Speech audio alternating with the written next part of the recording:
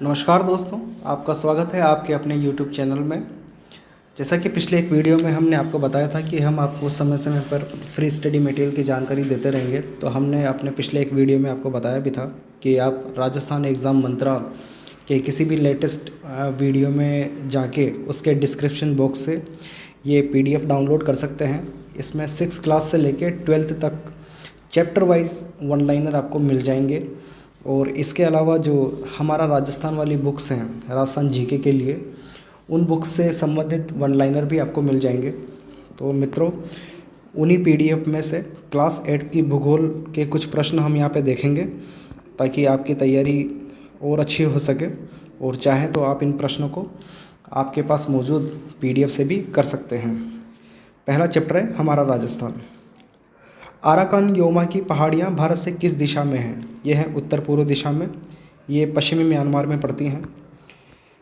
दूसरा है बंगाल की खाड़ी भारत से किस दिशा में है?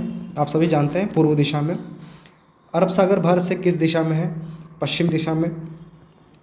ये मित्रों चैप्टर में से लाइन बाय लाइन MCQ ये वन लाइनर इसमें बनाए गए हैं और बहुत अच्छे प्रश्न हैं। मन्नार की खाड़ी भारत से किस दिशा में है? दक्षिण दिशा में। ये तमिलनाडु श्रीलंका के बीच में पड़ती है मन्नार की खाड़ी। भारत की जलवायु कैसी है? मानसूनी। विदेशी मानव किन दर्रों से भारतीय उपमहाद्वीप तक पहुंचा? यह खैबर और बोलन दर्रे। खैबर जो दर्रा है पाकिस्तान और अफगानिस्तान के बीच में पड़ता है और बोलन जो दर्रा है वो पाकिस्तान में पड़ता है। तो इन दर्रों के माध्यम से विदेशी मानव भारतीय उपमहाद्वीप तक पहुँचा। पूर्वोत्तर के किन दर्रों से किस रास्ते विदेशी मानव उत्तर पूर्व भारत में आया? भारत के उत्तर पूर्व साइड में इधर म्यांमार पड़ता है, तो म्यांमार के श्यान पठार से विदेशी मानव भारत आया। भारत का अक्षांशीय विस्तार कितना है? 8 डिग्री 4 मिनट उत्तरी अक्षांश से 37 डिग्री 6 मिनट उत्तरी अक्षांश। भारत का देशांतरीय विस्तार कितना है? 68 डिग्री 7 मिनट पूर्वी देशांतर से 97 डिग्री 25 मिनट पूर्वी देशांतर। भारत का देशांतरीय अंतर लगभग कितना है? 29 डिग्री। ये 97 में से 68 को आप माइनस कर सकते हैं तो ये आ जाएगा। भारत के पश्चिम से पूर्वी सिरे के मध्य समय का अंतर कितना है? 2 घंटे। किस पूर्वी देशांतर रेखा से भारत का मानक समय निर्धारित होता है? 82.5 डिग्री 30 मिनट पूर्वी देशांतर से, जो कि इलाहाबाद के नैनी कस्बे से गुजरती है। तो अगला प्रश्न भी यही है। किस स्थान से भारत का मानक समय निर्धारित होता है? इलाहाबाद यानी प्रयागराज के नैनी कस्बे से। क्षेत्रफल की दृष्टि से भारत का विश्व में कौन सा स्थान है? क्षेत्रफल की दृष्टि से भारत का विश्व में 7वां स्थान है और जनसंख्या की दृष्टि से दूसरा स्थान है। आप सबको पता है ये। देश का क्षेत्रफल कितना है? लगभग 32.9 लाख वर्ग किलोमीटर। ये विश्व के कुल क्षेत्रफल का 2.47% है। भारत का जम्मू कश्मीर से कन्याकुमारी तक विस्तार कितना है? 3214 किलोमीटर यानी उत्तर से दक्षिण तक। भारत का अरुणाचल से गुजरात तक विस्तार कितना है? 2933 किलोमीटर। क्षेत्रफल की दृष्टि से भारत का सबसे बड़ा राज्य कौन सा है? राजस्थान। क्षेत्रफल की दृष्टि से भारत का सबसे छोटा राज्य कौन सा है? गोवा। गोवा 1987 में राज्य बना था। उससे पहले सबसे छोटा जो राज्य था वो सिक्किम है। तो यानी भारत का जो दूसरा सबसे छोटा राज्य है वो सिक्किम है। भारत का 29वां राज्य कौन सा है? तेलंगाना। ये 2 जून 2014 को आंध्र प्रदेश के विभाजन से बना है। अगला प्रश्न है, भारत को कितने भौगोलिक भागों में बांटा गया है? भारत को 6 भौगोलिक भागों में बांटा गया है। हिमालय पर्वत और उत्तर का विशाल मैदान, प्रायद्वीपीय पठार, तटीय मैदान, द्वीप समूह और राजस्थान का जो है मरुस्थलीय प्रदेश। उत्तर पूर्व में स्थित हिमालय पर्वत श्रृंखला कितनी लंबी है? हिमालय की उत्तर और उत्तर पूर्व में स्थित हिमालय पर्वत श्रृंखला कितनी लंबी है? ये करीब 2500 किलोमीटर लंबी है। विश्व की सबसे ऊंची और नवीन पर्वत श्रृंखला कौन सी है? तो मित्रों हिमालय है, पता है आपको। बर्फ़ का घर किसे कहा जाता है? हिमालय। हिमालय श्रेणियों का विस्तार दक्षिण में कहाँ तक है? हिमालय श्रेणियों का विस्तार दक्षिण में पटकोई व नागा पहाड़ियों तक है। ये असम म्यांमार तक का क्षेत्र कवर करती हैं। वर्ष भर बहने वाली नदियाँ क्या कहलाती है? सदा नीरा नदियाँ कहलाती है, जो हमेशा पूरे साल बहती रहती है, सदा नीरा नदियाँ कहलाती है। भारत का अन्न भंडार किस प्रदेश को कहा जाता है? गंगा का मैदान। पुरानी जलोढ़ मिट्टी के मैदान क्या कहलाते हैं? बांगर क्षेत्र। पहाड़ों पे बरसात होती है, पानी नदियों में आता है और नदियों के माध्यम से मैदानों तक आता है।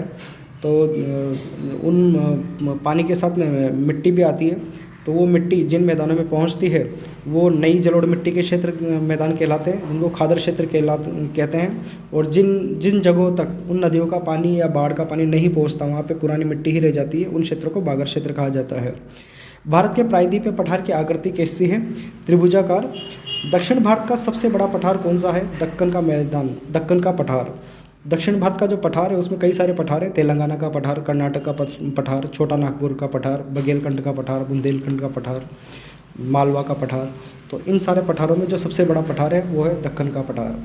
दक्षिण के पठार में खनिज संपदा की दृष्टि से संपन्न पठार कौन सा है? छोटा नागपुर का पठार। विश्व की सबसे प्राचीन पर्वत श्रृंखला कौन सी है? अरावली। विश्व की सबसे प्राचीन पर्वत श्रृंखला अरावली है, जो कि राजस्थान में मौजूद है। प्रायद्वीपीय पठार का निरंतर अपर्दन व निक्षेपण किन नदियों से हुआ है? ये पठार गलत है, यहाँ पे नदियाँ आएगा।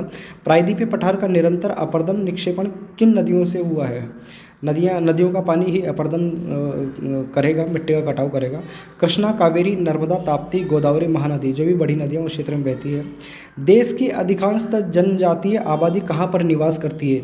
देश की अधिकांशतः आबादी तो गंगा का जो मैदान है यानी उत्तर प्रदेश वाले क्षेत्र है वहाँ निवास करती है, लेकिन जनजातीय आबादी वो निवास करती है सतपुड़ा, विंध्याचल, नीलगिरी, सह्याद्री और छोटा नागपुर क्षेत्र में।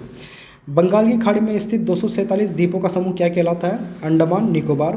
भारत का एकमात्र सक्रिय ज्वालामुखी कहाँ पर है? बैरन द्वीप, जो अंडमान में पड़ता है। भारत का दक्षिणतम बिंदु इंदिरा पॉइंट कहाँ पर स्थित है? निकोबार द्वीप समूह में। पर्यटन की दृष्टि से भारत का कौन सा द्वीप प्रसिद्ध है? लक्षद्वीप। ये पर्यटन के लिए काफ़ी फेमस है। 2001 की जनगणना के अनुसार भारत में कितनी भाषाएं हैं? 122 भाषाएं व 234 मातृभाषाएं हैं। भारत की कितनी भाषाओं को अनुसूचित भाषा का दर्जा दिया गया है? 22 भाषाओं को अनुसूचित भाषा का दर्जा दिया गया है अनुच्छेद 351 के अनुसार। मित्रों, अगला चैप्टर है आपका राजस्थान, एक सामान्य परिचय। तो इसके कुछ वन लाइनर देखते हैं हम लोग। स्वतंत्रता पूर्व राजस्थान कितनी रियासतों व ठिकानों में बटा हुआ था? 19 रियासतें, 3 ठिकाने व 1 केंद्र शासित प्रदेश, जिसके अंतर्गत लावा, कुशलगढ़, नीमराना ठिकाना था। राजस्थान का एकीकरण कब हुआ? 18 मार्च 1948 से शुरू होकर 1 नवंबर 1956 को पूरा हुआ। इसमें 8 वर्ष 7 माह 14 दिन का समय लगा और एकीकरण जो है 7 चरणों में पूरा हुआ। राजस्थान को कितने भौगोलिक भूभागों में बांटा गया है? 4 भौगोलिक भूभागों में बांटा गया है। ये है पश्चिमी मरुस्थलीय प्रदेश, अरावली पर्वतीय प्रदेश, पूर्वी मैदान प्रदेश, दक्षिण पूर्वी पठारी भाग। थार के मरुस्थल का राजस्थान में कितना विस्तार है? राज्य के 12 जिलों में कुल भौगोलिक क्षेत्र का 61% भाग जो है थार का मरुस्थल में का विस्तार है। इनमें जो 12 जिले हैं इनमें है बाड़मेर, जोधपुर, जैसलमेर, बीकानेर, गंगानगर, हनुमानगढ़, जालोर, पाली, नागौर, चूरू, झुंझुनू, सीकर। राज्य की कितनी जनसंख्या थार के मरुस्थल में निवास करती है? लगभग 40% जनसंख्या यहाँ निवास करती है। भारतीय महामरुस्थल क्षेत्र में कौन शामिल है? वो जिले जो महामरुस्थल क्षेत्र के रूप में जाने जाते हैं, जिन्हें मुख्य है बीकानेर, जैसलमेर, बाड़मेर। राजस्थान का राज्य पुष्प किसे माना गया है या कौन है? रोहिड़ा। रोहिड़ा का पुष्प जो होता है वो राज्य पुष्प है। अगला प्रश्न है राजस्थान का राज्य वृक्ष कौन सा है? खेजड़ी। कई बार पूछा गया है ये प्रश्न। राज्य में अरावली का विस्तार कितना है? राज्य के कुल क्षेत्रफल का 9% है। गुजरात के खेर ब्रह्मा से दिल्ली तक अरावली की लंबाई कितनी है? गुजरात के खेर ब्रह्मा से दिल्ली तक अरावली स्थित है, तो इसके टोटल जो लंबाई है 692 किलोमीटर है। राजस्थान में इस पर्वतमाला की लंबाई कितनी है? यह है 550 किलोमीटर। अगला प्रश्न है मरुस्थल में पाई जाने वाली प्रमुख घास कौन सी है? सेवण, धामण, करड़। ये इसमें बीच में कोई भी एक और चॉइस दे सकता है और पूछ सकता है कि कौन सी घास प्रमुख घास नहीं है। तो इस तरह से प्रश्न MCQ बना सकता है।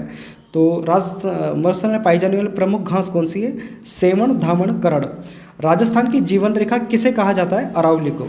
अरावली की सबसे ऊंची चोटी कौन सी है? गुरु शिखर, जो कि सिरोही में स्थित है। 1722 मीटर इसकी ऊंचाई है समुद्र तल से। राज्य के कुल क्षेत्रफल का कितने प्रतिशत भूभाग मैदानी है? राज्य के कुल क्षेत्रफल का कितने प्रतिशत भूभाग मैदानी है? 23% भाग जो है मैदानी है, 61% भाग मरुस्थल में आता है, 9% अरावली का है और 23% भूभाग जो है मैदानी है। तो बाकी जो बचेगा वो दक्षिण पूर्वी पठार के रूप में आ जाएगा। बीहड़ डांग उत्खात भूमि क्षेत्र किसके द्वारा निर्मित है? चंबल नदी के द्वारा निर्मित है। राजस्थान के मैदानी उपजाऊ भाग में राज्य की कुल कितनी जनसंख्या निवास करती है? लगभग 40% जनसंख्या। मैदानी उपजाऊ भूभाग में कितनी जनसंख्या निवास करती है? 40%। और 61% जो मरुस्थलीय भाग था उसमें कितने प्रतिशत जनसंख्या निवास करती थी? 40%। छप्पन का मैदान कहाँ पर है? बांसवाड़ा व प्रतापगढ़ में माही नदी व उसकी सहायक नदियों के आसपास का क्षेत्र ये कहलाता है छप्पन का मैदान। भारत के पूर्वी मैदान को कौन सी नदियाँ पोषित करती है? चंबल, माही, बनास, बाणगंगा, कातली आदि। भारत के पूर्वी मैदान को कौन सी नदियाँ पोषित करती है? इस पूर्वी मैदान में जो नदियाँ बहती है चंबल, माही, बनास, बाणगंगा, कातली आदि। राज्य की कितने प्रतिशत भूभाग पर पठार विस्तृत है? 7% पे। राज्य के प्रमुख पठार कौन से हैं? उड़िया का पठार, आबू का पठार, भोराट का पठार, मैसा, ऊपरमाल, लसाड़िया का पठार। इन पठारों से संबंधित हर बार प्रश्न पूछा गया है कि जैसे ऊपरमाल का पठार कहाँ पर स्थित है, लसाड़िया का पठार कहाँ पर है, तो आप विस्तृत में इनकी जानकारी ले सकते हैं। राजस्थान के कितने प्रकार की जलवायु परिस्थिति पाई जाती है? राजस्थान में 5 प्रकार की जलवायु परिस्थिति पाई जाती है और यह है मित्रों शुष्क, अर्धशुष्क, उप आर्द्र, आर्द्र, अति आर्द्र। राजस्थान में औसत वार्षिक वर्षा कितनी है?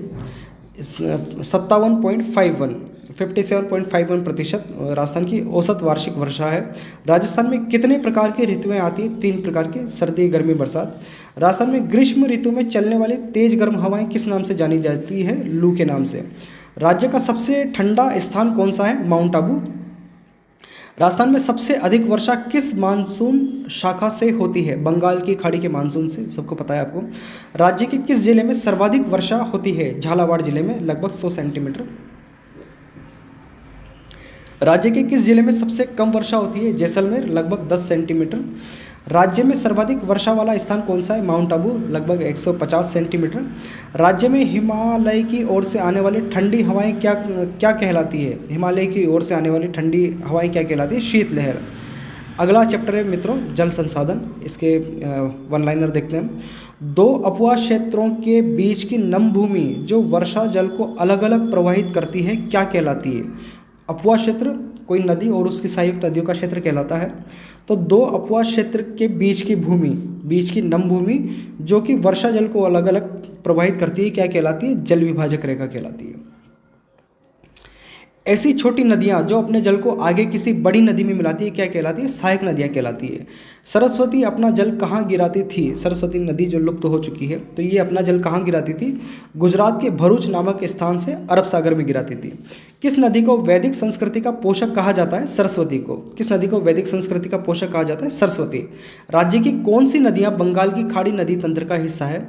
वे नदियाँ जो बंगाल की खाड़ी में गिरती है, सीधे डायरेक्ट नहीं गिरती है, किसी की सहायक नदी बन के गिरती है या खुद सहायक नदियाँ हैं, तो वही इस तरह की नदियाँ जो बंगाल की खाड़ी नदी तंत्र का हिस्सा कहलाती है, जो सहायक नदी या मुख्य नदी आदि के रूप में बंगाल की खाड़ी में गिरती है। चंबल, काली सिंध, पार्वती, बनास, बेडज। राज्य की कौन सी नदियाँ अरब सागरीय नदी तंत्र का हिस्सा है? माही, लूणी, साबरमती व पश्चिमी बनास। नदियाँ बंगाल की खाड़ी में गिरने वाली नदियाँ, ये चंबल उसकी सहायक नदियाँ ये बंगाल की खाड़ी की तरफ गिरती है। चंबल जो कि यमुना की सहायक नदी है, आगे जाके यमुना में मिल जाती है, तो इस प्रकार से यमुना गंगा में मिल जाती है, गंगा आगे जाके बंगाल की खाड़ी में गिर जाती है। अरब सागर में गिरने वाली नदियाँ ये है।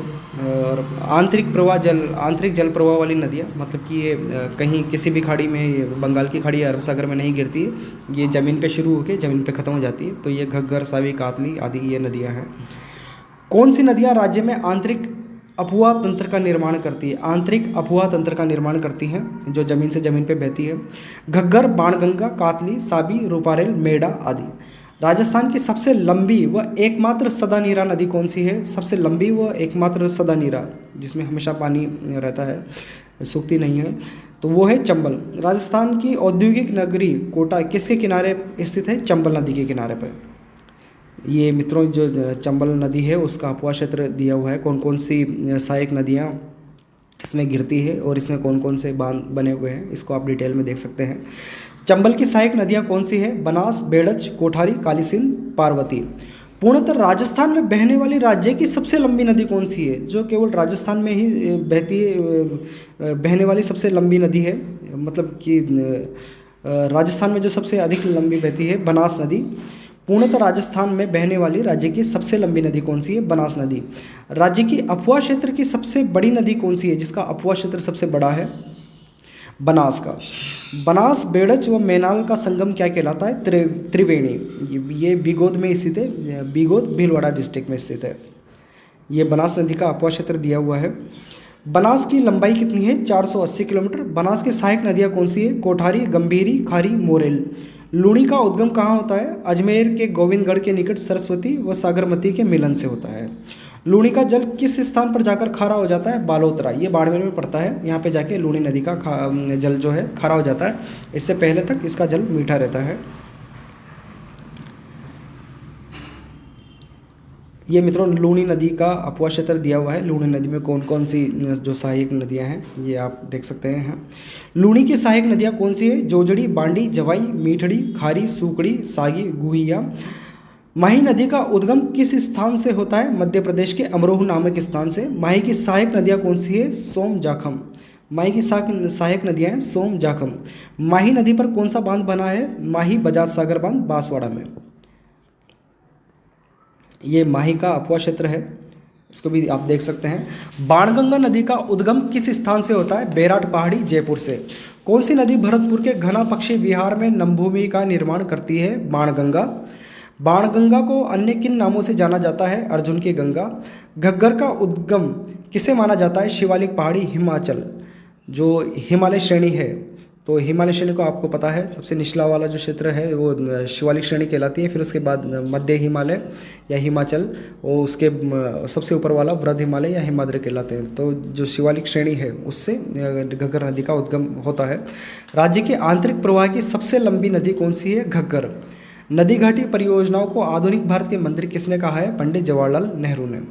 सिंचाई के उद्देश्य से जल बहाव की दिशा को परिवर्तित करने के लिए जल स्रोत में बनाए गए बांध क्या कहलाते हैं? बैराज। सिंचाई के उद्देश्य से जल स्रोत में बनाए गए बांध क्या कहलाते हैं? बैराज। जैसे कोटा में है कोटा बैराज। किसी मुख्य नहर का वो हिस्सा जहाँ से पानी का उपयोग नहीं किया जाता। किसी मुख्य नहर का वो हिस्सा जहाँ से पानी का उपयोग नहीं किया जाता, पानी को भरा रखा जाता है ताकि आगे जाके डिस्पैच किया जा सके, कहलाता है फीडर। चंबल बहुउद्देशीय परियोजना किन राज्यों में के मध्य संचालित है? राजस्थान और मध्य प्रदेश। इस चंबल परियोजना में 4 बांध बनाए गए हैं, जिसमें मध्य प्रदेश में गांधी सागर बांध है, और फिर राजस्थान में राणा प्रताप सागर, जवाहर सागर और कोटा बैराज बांध है। चंबल बहुउद्देशीय परियोजना के अंतर्गत कितने बांध बनाए गए हैं? 4। गांधी सागर बांध कहाँ पर है? मंदसौर, मध्य प्रदेश में। चंबल बहुउद्देशीय परियोजना के अंतर्गत राज्य यानी राजस्थान में कौन से बांधों का निर्माण कराया गया है? राणा प्रताप सागर, ये चित्तौड़गढ़ में है, चित्तौड़गढ़ रावतभाटा में। कोटा बैराज, जवाहर सागर, ये कोटा में है। माही बजाज सागर परियोजना कहाँ पर संचालित है? बांसवाड़ा। माही बजाज सागर परियोजना किन राज्य के मध्य संचालित होती है? राजस्थान और गुजरात। माही बजाज सागर बांसवाड़ा में है, बांसवाड़ा इधर गुजरात से टच पड़ता है, तो राजस्थान और गुजरात की ये संयुक्त परियोजना है। बीसलपुर परियोजना कहाँ पर संचालित है? टोंक के टोडा राय सिंह नगर के बीसलपुर गाँव में। बीसलपुर परियोजना कई बार पूछा गया है। सरदार सरोवर परियोजना किन राज्यों के बीच संचालित परियोजना है? राजस्थान, गुजरात, महाराष्ट्र, मध्य प्रदेश। सरदार सरोवर परियोजना। सरदार सरोवर परियोजना से किस नदी के जल का पेयजल तथा सिंचाई हेतु उपयोग किया जा रहा है? नर्मदा नदी का। और ये सरदार सरोवर जो परियोजना है, इसी के पास में जो अभी स्टैचू ऑफ यूनिटी बनाई गई है, सरदार वल्लभ भाई पटेल की जो दुनिया की सबसे ऊंची जो मूर्ति बनाई गई है, वो भी इसी परियोजना के पास में स्थित है। सोम कमला अंबा परियोजना कहाँ पर संचालित है? डूंगरपुर में। मानसी वाकल परियोजना कहाँ पर संचालित की जा रही है? उदयपुर में। मानसी वाकल कहाँ पर है? कई बार पूछा गया, उदयपुर में। जवाई परियोजना कहाँ पर संचालित की जा रही है? पाली में, जवाई नदी पे। जाखम परियोजना कहाँ पर संचालित की जा रही है? जाखम नदी पे, प्रतापगढ़ में है ये। तो जख्मी प्रताप ऐसे आप याद रख सकते हैं, जवाई जी, पालो, पाली, जवाई, ऐसा कुछ याद रख सकते हैं। गंग नहर का निर्माण कब हुआ? सतलज नदी पर फिरोजपुर हेडवर्क्स नामक स्थान से 1927 में। इंदिरा गांधी नहर परियोजना का सुझाव किसने दिया था? ये सुझाव इंजीनियर कंवर सिंह ने दिया था 1948 में। हरिके बैराज का निर्माण कब शुरू किया गया? 1952 में। 46वां प्रश्न है, हरिके बैराज से हनुमानगढ़ के मसीताउली हेड तक इंदिरा गांधी नहर की कुल लंबाई कितनी है? 204 किलोमीटर है। ये फीडर क्षेत्र कहा जाता है मित्रों। मैंने आपको बताया था फीडर वो क्षेत्र होता है जहाँ पे पानी भरा रहता है और फिर वहाँ से ज़रूरत के मुताबिक आगे डिस्पैच किया जाता है। तो ये हरिके बैराज से हनुमानगढ़ के मसीताउली हेड तक जो है वो फीडर क्षेत्र है। 47वां प्रश्न है, IGNP यानी इंदिरा गांधी नहर परियोजना, इसका अंतिम सिरा किस स्थान तक है? बाड़मेर के गडरा रोड तक। IGNP यानी इंदिरा गांधी नहर परियोजना अन्य किस नाम से जानी जाती है? मरुगंगा। भरतपुर नहर का निर्माण किस नहर से किया गया है? आगरा की यमुना नहर से। जयसमंद झील, ये हो सकता है यमुना नदी हो। जयसमंद झील का निर्माण किस नदी पर हुआ है? गोमती। जयसमंद झील का निर्माण किस नदी पर हुआ है? गोमती नदी पर। जयसमंद झील का निर्माण किसने करवाया? जयसिंह ने 1687 से 1691 के बीच। मीठे पानी की विश्व की सबसे बड़ी मानव निर्मित झील कौन सी है? कई बार पूछा गया है। जयसमंद झील उदयपुर में। चिकलवास नहर का निर्माण किसने कराया है? महाराज फतेह सिंह जी ने। ये चिकलवास जो गांव है वो नाथ द्वारा इधर राजसमंद में पड़ता है और यहाँ से चिकलवास नहर को निकाल के लाए हैं इस जो फतेह सागर झील है, उदयपुर की फतेह सागर झील है वहाँ तक, ताकि फतेह सागर झील के अंदर पानी भरा रहे। तो ये निर्माण कार्य जो है फतेह सिंह जी के समय पर हुआ है, उदयपुर के महाराज थे ये। भूमि संसाधन व कृषि अगला चैप्टर है मित्रों। विश्व के कुल क्षेत्रफल के कितने प्रतिशत भाग पर कृषि होती है? विश्व के कुल क्षेत्रफल के कितने प्रतिशत भाग पर कृषि होती है? ये 11% है। मित्रों ये जो प्रश्न है ये चैप्टर से लाइन बाय लाइन लिए गए हैं। इसके बाद आप जैसे एक चैप्टर पढ़ते हो और उन पर अंडरलाइन करते हो तो आपको यही सब वन लाइनर उसमें मिलेंगे और इनको आपने अगर 2-3 बार पढ़ लिया तो फिर इनसे किस तरह से MCQ बनाए जाते हैं तो वो आप बिल्कुल समझ जाओगे अच्छे से। मतलब कि काफ़ी कुछ बहुत बढ़िया तैयारी आपकी इन वन लाइनर से हो जाएगी। अभी ये आपको थोड़ा सा ऐसा लग रहा होगा पर ये बहुत अच्छे हैं, अच्छे इस तरह से क्योंकि ये लाइन बाय लाइन उठाए गए हैं, कोई भी लाइन छोड़ी नहीं गई है, लाइन बाय लाइन उसमें से उठाए गए हैं। और आप इसको और जब MCQ में कन्वर्ट करोगे जो भी ये वन लाइनर है तो ये और अच्छे निखर के आएंगे, पर उसके लिए आपको 2-3 बार पढ़ने पड़ेंगे इनको। तो इसीलिए मैं आपको ये जल्दी जल्दी पढ़ा रहा हूँ। आप 2-3 बार सुनेंगे पढ़ेंगे तो बहुत अच्छा जो है आउटपुट निकल के आएगा। विश्व के कुल क्षेत्रफल के कितने प्रतिशत भाग पर कृषि होती है? 11%। धरातल पर पाए जाने वाली असंगठित चट्टानों का ह्यूम्स मिश्रित रूप क्या कहलाता है?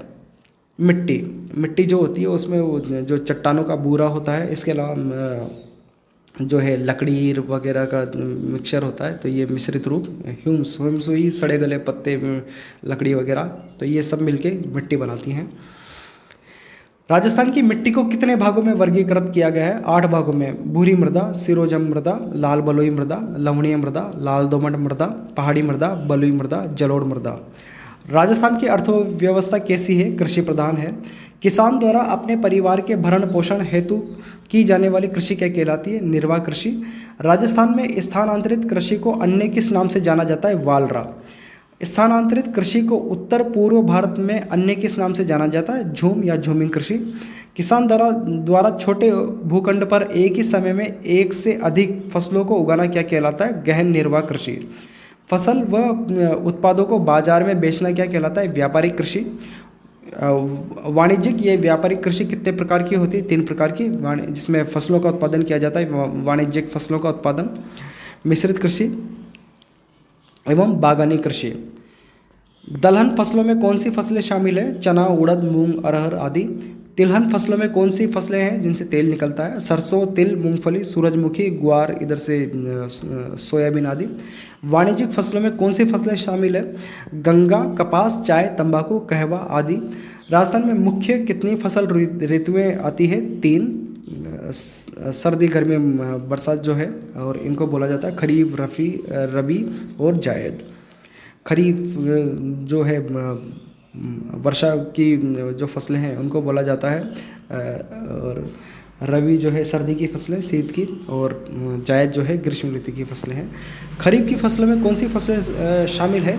बाजरा, मक्का, ज्वार, मूंगफली, चावल आदि। रबी की फसलों में कौन सी फसलें शामिल है? गेहूँ, जौ, चना, सरसों आदि। जायद की फसलों में यानी गर्मी की फसलों में कौन सी फसलें शामिल है? खीरा, ककड़ी, खरबूजा, तरबूज, मतीरा आदि।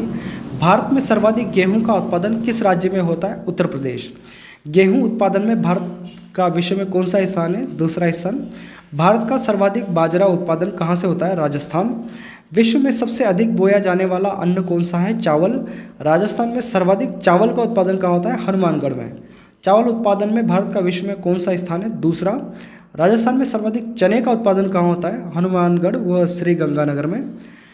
सरसों अनुसंधान केंद्र कहाँ पर है? सेवर, भरतपुर। भारत का सर्वाधिक सरसों उत्पादन कहाँ होता है? राजस्थान में। राजस्थान में सर्वाधिक कपास का उत्पादन कहाँ होता है? श्री गंगानगर और हनुमानगढ़ में। यहीं पे अभी हमने थोड़ी देर पहले चने का उत्पादन सबसे अधिक यहीं पर होता है। राज्य का आधुनिक व मशीनीकृत कृषि फार्म कहाँ पर स्थित है? सूरतगढ़, ये श्री गंगानगर में पड़ता है। राज्य का एकमात्र यांत्रिक कृषि फार्म कहाँ पर स्थित है? जेतसर, ये भी श्री गंगानगर में है। अगला चैप्टर है मित्रों खनिज और ऊर्जा संसाधन। वे खनिज जिनके मूल रूप में धातु होती है क्या कहलाते हैं? ऐसे खनिज जिनसे धातु निकाली जाती है, धातु बनाई जाती है, तो वो खनिज कहलाते हैं धात्विक खनिज। खनिज कितने प्रकार के होते हैं? धात्विक और अधात्विक व ऊर्जा खनिज। ऐसे खनिज जिनसे धातु मिलती है धात्विक, जिनसे धातु नहीं मिलती है, जैसे कोटा स्टोन मिलता है, मार्बल मिलता है, कोई जिप्सम मिलता है, तो वो अधात्विक खनिज हो गए। ऊर्जा खनिज वो जिनके माध्यम से ऊर्जा मिलती है, जैसे पेट्रोल है, पेट्रोलियम पदार्थ है, नेचुरल गैस है, कोयला है, ये ऊर्जा खनिज हो गए। कौन से खनिज धात्विक खनिज की श्रेणी में आते हैं? सोना, लोहा, तांबा, चांदी, मैग्नीज, सीसा आदि। धात्विक खनिज कितने प्रकार के होते हैं? लोह और अलोह। लोहा इतना ज़्यादा पाया जाता है मित्रों कि दो श्रेणियाँ बना दी इन्होंने, लोहा और अलोह।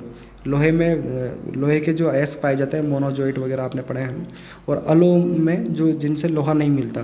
तो बाकी जितना भी दूसरे मेटल है, सोना है, तांबा है, चांदी है, मैग्नीज है, एल्यूमिनियम, वो सब अलोह की कैटेगरी में आ जाते हैं। कौन से खनिज अधात्विक खनिज की श्रेणी में आते हैं? जैसे रॉक फास्फेट है, चूना पत्थर है, संगमरमर है, जिप्सम है, ग्रेनाइट है आदि, ये अधात्विक खनिजों की श्रेणी में आते हैं। कौन से खनिज ऊर्जा खनिज की श्रेणी में आते हैं? कोयला है, पेट्रोलियम है, प्राकृतिक गैस है, यूरेनियम है, थोरियम है। पेट्रोलियम और पेट्रोल गैस में अंतर ये है मित्रों, पेट्रोल तो जैसे पेट्रोलियम यानी क्रूड ऑयल या कच्चा तेल कहते हैं, तो पेट्रोलियम से बहुत सारे बनाए जाते हैं, डीजल, केरोसिन, वैक्स, डामर आदि बनाया जाता है। तो पेट्रोल भी उसका एक उत्पाद होता है, तो ये इसको पेट्रोलियम बोला जाता है, और पेट्रोल एक उत्पाद है। खनिज निष्कर्षण की कितनी विधियाँ हैं? 3 विधियाँ हैं, खनन, प्रवेदन और आखनन। 3 विधियाँ हैं खनिज निष्कर्षण की, खनन, प्रवेदन, आखनन। अभी इसी के बारे में पढ़ते हैं हम। खनिज जब धरती की ऊपरी परत पे ही मिल जाए तो उस प्रक्रिया को कहा जाता है खनन, यानी खोदना। खोदने पे ही अगर मिल गया आपको तो खनन हो गया। जब खनिज के खनन के लिए कुएं का प्रयोग किया जाए तो उस प्रक्रिया को कहा जाता है कूप की खनन। ये और जब खनिज को प्राप्त करने के लिए पृथ्वी के अंदर अत्यधिक गहराई में खनन करना पड़े तो उस प्रक्रिया को कहा जाता है प्रवेधन। मिट्टी की सतह पर ही प्राप्त होने वाली खनिजों को प्राप्त करने के लिए कौन सी विधि का उपयोग किया जाता है? आखनन। वे वस्तुएं जो मनुष्य की किसी आवश्यकता को पूरा करती है क्या कहलाती है? संसाधन। खनिजों का अजायब घर किसे कहा जाता है? राजस्थान को। राजस्थान में कई तरह के खनिज पाए जाते हैं। ताजमहल के निर्माण में कहाँ के संगमरमर का प्रयोग किया गया है? मकराना, नागौर। भारत में सर्वाधिक खनिज उत्पादन कहाँ पर होता है? झारखंड में। ऐसे ऊर्जा संसाधन जिन्हें मनुष्य प्रकृति में उपलब्ध संसाधनों को बार बार बना सकता है। ऐसे ऊर्जा संसाधन जिन्हें मनुष्य बार बार बना सकता है क्या कहलाते हैं? तो ये विधि क्या कहलाती है? नवीनीकरण। जैसे लकड़ी है, आप बार बार उगा सकते हैं। इधर से जो बिजली है उसको आप बना सकते हैं बार बार। तो इस तरह के जो ऊर्जा संसाधन हैं वो नवीनीकरण कहलाते हैं। ऐसे ऊर्जा संसाधन जिन्हें मानव अपने जीवन काल में दोबारा नहीं बना सकता है क्या कहलाते हैं? अनवीनीकरण, अनव्यकरण। जैसे कोयला है दोबारा नहीं बना सकता आदमी। कोयला जो खनिज के रूप में मिलता है, जैसे लकड़ी को जला के तो पेटकोक बनता है, वो सॉरी पेटकोक क्या, चारकोल बनता है। लकड़ी का जो कोयला होता है वो चारकोल कहलाता है, उसको तो आप लकड़ी जला के बना लोगे, पर जो ज़मीन के अंदर से जो कोयला मिला है पत्थर के फॉर्म में, उसको आप नहीं बना सकते। तो वो अनवीनीकरण का उदाहरण हो गया। ऐसे ऊर्जा संसाधन जिनका प्रयोग हम प्राचीन काल से करते आ रहे हैं क्या कहलाते हैं? पारंपरिक ऊर्जा संसाधन। ऐसे ऊर्जा संसाधन जिनका विकास पिछले कुछ दशकों में हुआ है या वर्तमान में जिसका विकास किया जा रहा है क्या कहलाते हैं? गैर पारंपरिक ऊर्जा संसाधन। कोयले के रूप कितने हैं? 4, एंथ्रासाइट, बिटुमिन, लिग्नाइट, पिट। तो इनमें से सबसे उत्तम किस्म का जो कोयला है वो है एंथ्रासाइट। राजस्थान में कोयले का कौन सा रूप सबसे उत्तम मिलता है? लिग्नाइट। वैसे तो ये क्वालिटी वाइज तीसरे नंबर पे आता है, पर लिग्नाइट में भी सबसे बढ़िया लिग्नाइट, सबसे बढ़िया क्वालिटी का लिग्नाइट जो है राजस्थान में मिलता है। देश में सर्वोत्तम किस्म का लिग्नाइट राजस्थान में मिलता है। राजस्थान में सर्वोत्तम किस्म का लिग्नाइट कहाँ से प्राप्त होता है? ये बरसिंहसर और पलाना, जो ये दोनों बीकानेर में पड़ते हैं, यहाँ से सर्वोत्तम किस्म का लिग्नाइट प्राप्त होता है। इसके अलावा गिरल, जालिपा, कपूरडी ये बाड़मेर में पड़ते हैं, यहाँ से भी सर्वोत्तम किस्म का लिग्नाइट प्राप्त होता है। सरस्वती व मंगला तेल क्षेत्र कहाँ पर है? बाड़मेर में। जैसलमेर के प्रमुख तेल क्षेत्र कौन से हैं? घोटारू, तनोट, मणिहारी, डिब्बा। भारत में सर्वप्रथम तेल की खोज कहाँ पर हुई है? असम में। राज्य के किन जिलों में पवन चक्कियों की प्रबल संभावना है? जैसलमेर और प्रतापगढ़ में। राजस्थान में कौन सा अणु खनिज मिलता है? थोरियम। नेक्स्ट है, राजस्थान में परमाणु ऊर्जा संयंत्र कहाँ पर स्थापित किया गया है? रावतभाटा, ये चित्तौड़गढ़ में पड़ता है। खनिज का कच्चा रूप क्या कहलाता है? अयस्क। खनिज जो है कच्चे रूप में अयस्क की फॉर्म में प्राप्त होता है, तो फिर उस अयस्क को साफ करके कई सारी विधियों से फिर खनिज प्राप्त किया जाता है। खनिज के रूप में जो भी सोना, चांदी, लोहा वगैरह जो भी प्राप्त करना है वो प्राप्त किया जाता है। अगला चैप्टर है औद्योगिक परिदृश्य। वे सभी क्रियाकलाप जो मानव अपने परिवार का भरण पोषण करने के लिए धन प्राप्त करने के उद्देश्य से करता है क्या कहलाते हैं? आर्थिक क्रियाएं कहलाती है।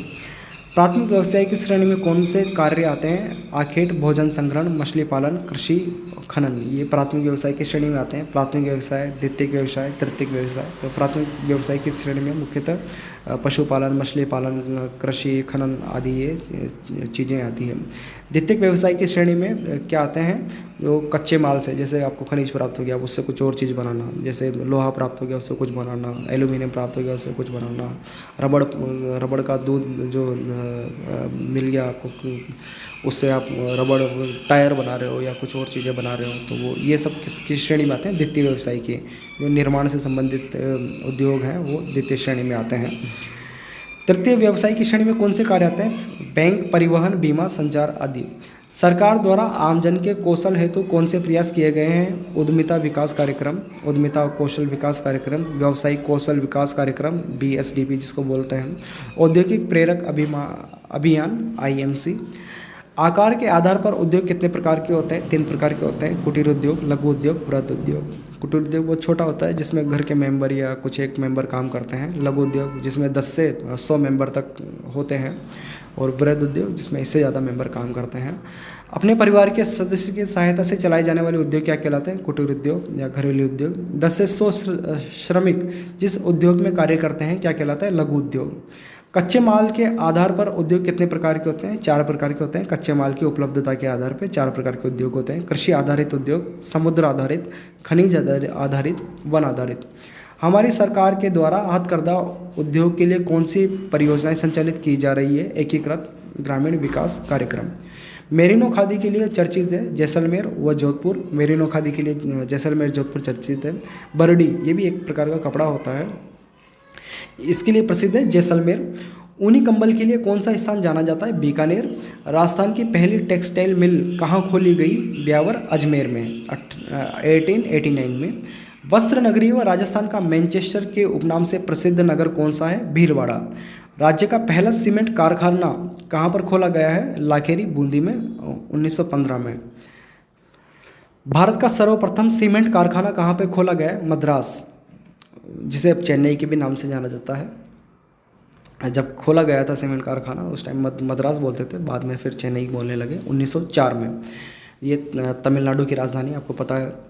राजस्थान की पहली शक्कर मिल, शुगर मिल कहाँ पर खोली गई? भोपाल सर, चित्तौड़गढ़ में 1932 में।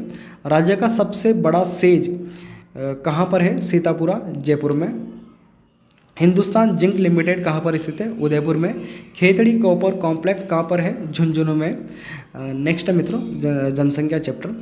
भारत की पहली जनगणना कब की गई? 1872 में। भारत की पहली संपूर्ण जनगणना कब की गई? 1881 में। भारत में जनगणना करवाने का कार्य किसके पास है? भारतीय जनगणना विभाग के पास है। 2011 की जनगणना के अनुसार देश की कुल जनसंख्या का कितना प्रतिशत राज्य में निवास करता है? लगभग 5.7%। सॉरी। राजस्थान का जनसंख्या घनत्व कितना है? 200 व्यक्ति प्रति वर्ग किलोमीटर। राज्य की जनसंख्या कितने प्रतिशत भाग, राज्य की जनसंख्या का कितने प्रतिशत भाग जयपुर में निवास करता है? लगभग 10%। अगला प्रश्न है, किसी निश्चित अवधि के बाद जनसंख्या में आया बदलाव क्या कहलाता है? जनसंख्या परिवर्तन। राजस्थान की जनसंख्या वृद्धि दर कितनी है? 21.31। राज्य के किस जिले में पिछली जनगणना के मुकाबले सबसे कम जनसंख्या वृद्धि हुई है? श्रीगंगानगर में, जहाँ की जनसंख्या वृद्धि दर सबसे कम रही है श्रीगंगानगर, पिछली जनगणना के हिसाब से। पिछली जनगणना मतलब 2001 की जनगणना, अभी की जनगणना 2011 की जनगणना, और अब 2021 की होगी। भारत की जनसंख्या वृद्धि दर कितनी है? 2021 की जो जनगणना है उसके आंकड़े अभी आए नहीं है, तो ये जो भी आंकड़े हैं हम 2011 के संदर्भ में ही पढ़ रहे हैं। भारत की जनसंख्या वृद्धि दर कितनी है? 17.6%। अगला प्रश्न है, राजस्थान के कितने जिलों में जनसंख्या वृद्धि, राजस्थान के कितने जिलों में जनसंख्या वृद्धि भारत की जनसंख्या वृद्धि दर से कम रही है? यानी भारत की जनसंख्या वृद्धि दर 17.6 है, तो इस जनसंख्या वृद्धि दर से कम जनसंख्या वृद्धि दर कितने जिलों में रही है? 8 जिलों में। 2011 की जनगणना के अनुसार राज्य में लिंगानुपात कितना है? 928, मतलब 1000 पुरुषों पे 928 महिलाएं हैं। 2011 की जनगणना के अनुसार राज्य में 0 से 6 आयु वर्ग लिंगानुपात कितना है? 888। 2011 की जनगणना के अनुसार राज्य में साक्षरता प्रतिशत कितना है? 66.10%। राज्य में सर्वाधिक साक्षरता प्रतिशत कहाँ का है? कोटा का 76.6%। राज्य में सबसे कम साक्षरता प्रतिशत कहाँ का है? जालोर का 54.9%। राजस्थान में सर्वाधिक जनसंख्या किस जनजाति की है? राजस्थान में सर्वाधिक जनसंख्या किस जनजाति की है? मीणा जनजाति की मीणा जनजाति जो है जनसंख्या में सर्वाधिक है। राजस्थान की सबसे प्राचीन जनजाति कौन सी है? भील। राजस्थान में सहरिया जनजाति कहाँ पर पाई जाती है? 12 में। और ये अभी जो 2021 की जो रीट का जो पेपर हुआ था उसमें भी ये प्रश्न पूछा गया था।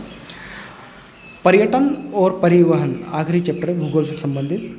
विदेशी पर्यटकों को आकर्षित करने के लिए भारत सरकार ने कौन सा कार्यक्रम शुरू किया है? अतुल्य भारत। भारत सरकार का कौन सा कार्यक्रम है विदेशी पर्यटकों को आकर्षित करने के लिए? अतुल्य भारत। राजस्थान पर्यटन विकास निगम RTDC की स्थापना कब की गई? 1979 में। राजस्थान का पर्यटन प्रतीक किसे माना जाता है? राजस्थान का पर्यटन प्रतीक क्या है? भारत का अतुल्य राज। भारत का अतुल्य राज राजस्थान का पर्यटन प्रतीक है। धार्मिक तीर्थ स्थल कोलायल कहाँ पर है? बीकानेर में। श्रीनाथ जी की धार्मिक तीर्थ स्थल, श्रीनाथ जी का धार्मिक तीर्थ स्थल कहाँ पर है? बहुत फेमस है राजस्थान में, आप सब जानते हैं, नाथद्वारा में, राजसमंद में। एकलिंग जी का मंदिर कहाँ पर है? उदयपुर में। त्रिपुरा सुंदरी का मंदिर कहाँ पर है? बांसवाड़ा में। राज्य के प्रमुख जैन मंदिर कौन से हैं? ऋषभदेव जी का जैन मंदिर उदयपुर में, देलवाड़ा के जैन मंदिर सिरोही में, रणकपुर के जैन मंदिर पाली में। श्री महावीर जी कहाँ पर स्थित है? सवाई माधोपुर में। राजस्थान में पर्यटन को उद्योग का दर्जा कब दिया गया? बहुत महत्वपूर्ण प्रश्न है। राजस्थान में पर्यटन को उद्योग का दर्जा दे दिया गया 1989 में। और राजस्थान में पर्यटन विकास निगम की स्थापना की गई थी 1979 में। और राजस्थान का जो पर्यटन प्रतीक है बहुत इंपॉर्टेंट है, भारत का अतुल्य राज। भारत का अतुल्य राज राजस्थान का पर्यटन प्रतीक है। ठीक है। पर्यटन को बढ़ावा देने के लिए राज्य में कौन सी रेलगाड़ी चलाई गई है? Royal Rajasthan on wheels. राज्य का सबसे व्यस्ततम व महत्वपूर्ण राजमार्ग कौन सा है? राष्ट्रीय राजमार्ग संख्या 8, जिसपे जयपुर स्थित है। राज्य का सबसे लंबा राज्य का सबसे लंबा राजमार्ग कौन सा है? राष्ट्रीय राजमार्ग 15। राज्य के कौन से राजमार्ग गुजरात के कांडला बंदरगाह से जुड़ते हैं? राष्ट्रीय राजमार्ग 14 व 15। भारत में सड़कों के विकास के लिए कौन सी महत्वपूर्ण परियोजना बनाई गई है? भारतमाला। भारतमाला परियोजना का कितना हिस्सा राजस्थान में से होकर गुजरता है? 1500 किलोमीटर। भारत में पहली बार रेल सेवा कब शुरू की गई? 1853 में, महाराष्ट्र के मुंबई से ठाणे के बीच में। राजस्थान में पहली बार रेल सेवा कब शुरू की गई? 1874 में, बांदीकुई जो दौसा में है, दौसा से यानी बांदीकुई से आगरा फोर्ट जो कि उत्तर प्रदेश में है, उत्तर यहाँ तक बांदीकुई से आगरा फोर्ट तक 1874 में। राज्य में रेल मार्ग की कुल लंबाई कितनी है? लगभग 6000 किलोमीटर। राज्य का रेल परिवहन राज्य के कौन से मंडल में स्थित है? उत्तर पश्चिमी रेलवे। राज्य में सबसे पहले मेट्रो सेवा कहाँ शुरू की गई? जयपुर में, 2015 में। राज्य का सबसे व्यस्ततम पहला अंतर्राष्ट्रीय हवाई अड्डा कौन सा है? सांगानेर, जयपुर। राज्य में सैनिक व सामरिक महत्व का हवाई अड्डा कौन सा है? रातानाडा, जोधपुर में। तो मित्रों, ये आपके भूगोल से संबंधित कक्षा 8 के जो वन लाइनर हैं, आपको कुछ वन लाइनर थोड़े अजीब लगे होंगे, पर ये जो वन लाइनर हैं चैप्टर से हूबहू लाइन बाय लाइन उठाए गए हैं। आप चैप्टर को पढ़ोगे तो भी ये सारे मिलेंगे। तो थोड़ा सा मेरा तो एक सुझाव है कि आप एक दो बार चैप्टर को रीड करके इनको पढ़िएगा, आपका और अच्छा चैप्टर के अंदर के जितने भी वन लाइनर है वो क्लियर हो जाएंगे। और 2-3 बार आप इनको पढ़ोगे तो ये किस तरह से MCQ में कन्वर्ट होंगे ये भी आपको पता लग जाएगा। बहुत अच्छे प्रश्न है और आपको बहुत बहुत शुभकामनाएं। और लगे रहिए, तैयारी करते रहिए, ज़बरदस्त तैयारी कीजिए। बहुत अच्छा मौका है, एक बार फिर से बोल रहा हूँ, बहुत अच्छा मौका है और लगे रहिए, तैयारी कीजिए।